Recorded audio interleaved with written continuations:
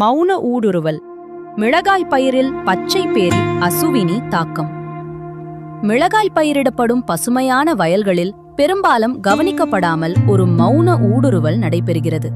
பச்சை பேரி அசுவினி மைசிஸ் பெர்சிகே என்பது அளவில் மிகச் சிறிய பூச்சி என்றாலும் பயிர் ஆரோக்கியத்துக்கும் உற்பத்திக்கும் ஏற்படுத்தும் பாதிப்பு மிக அதிகமாகும்.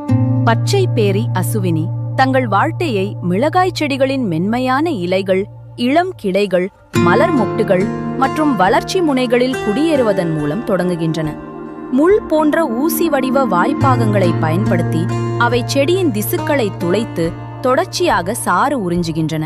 இந்த சாறு உறிஞ்சுதல் ஆரம்பத்தில் எச்சரிக்கையின்றி மெதுவாக செடியை பலவீனப்படுத்துகிறது. தாக்கம் அதிகரிக்க தொடங்கும் போது மிளகாய் இலைகள் சுருண்டு மடங்கத் தொடங்குகின்றன. இலைகளின் நிறம் ஆரோக்கியமான பச்சை நிறத்திலிருந்து மங்கலான மஞ்சள் நிறமாக மாறுகிறது.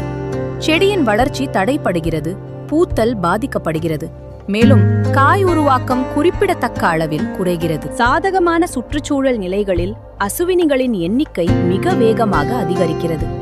மிதமான வெப்பநிலை, மேகமூட்டமான வானிலை, குறைந்த மழை மற்றும் அதிக நைட்ரஜன் உரம் பயன்படுத்துதல் ஆகியவை பெருக்கத்திற்கான சிறந்த சூழலை உருவாக்குகின்றன. அசுவினிகள் இணைவின்றி இனப்பெருக்கம் செய்து உயிருடன் பிறக்கும் குட்டிகளை உருவாக்குகின்றன.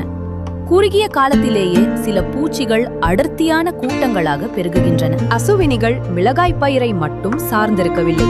தக்காளி, கத்தரிக்காய், உருளைக்கிழங்கு, முட்டைக்கோஸ், புகையிலை, பேரி மற்றும் பல்வேறு களை தாவரங்கள் போன்ற மாற்று ஆதர பயிர்களிலும் அவை உயிர் வாழ்கின்றன.